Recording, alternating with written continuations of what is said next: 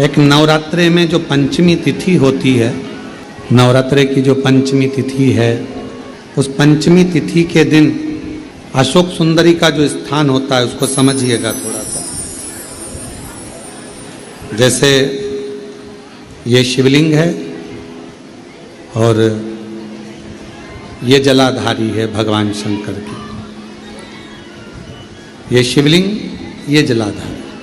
और जलाधारी में जो जल बहता है उसमें बीच में जो मोटी सी लाइन रहती है वो अशोक सुंदरी होती है। जैसे कई बेटे हैं, बेटियां हैं, कोई व्यक्ति व्यापार चालू कर रहा है, कोई व्यक्ति अपना नया भवन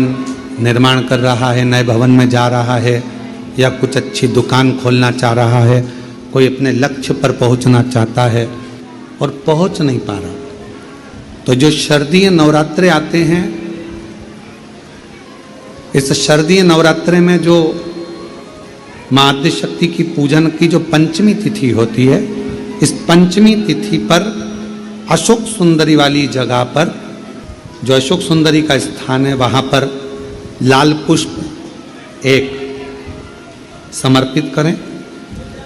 जो जलाधारी है, मां पार्वती, जगत जननी, जगदम्बा, अम्बा, भवानी मैया, दुर्गा का हस्त कमल,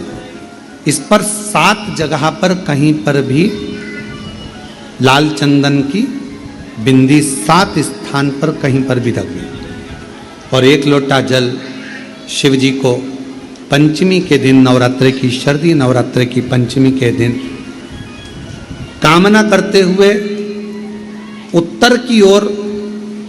मुख कर कर, अर्थात यहाँ बैठते हुए शिव जी पर जल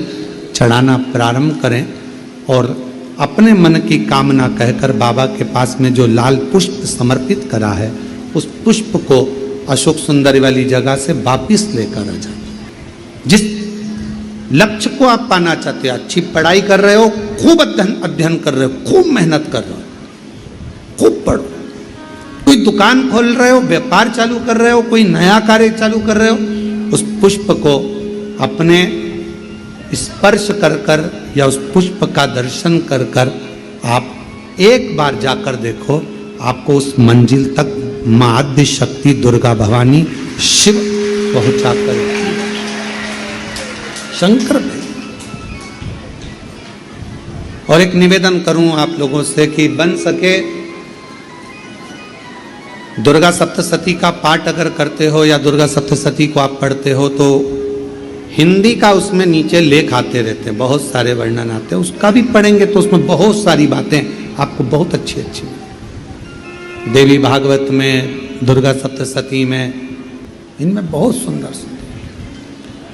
कल्याण का, यदि गीता प्रेस गोरखपुर से जो कल्याण निकलती है, उस कल्याण का यदि देवी अंक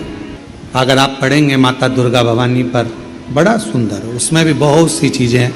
मां आद्य शक्ति की आराधना की, साधना की, पूजन की पद्धति, बहुत सुंदर, उसका ध्यान करें। शिव से कुछ,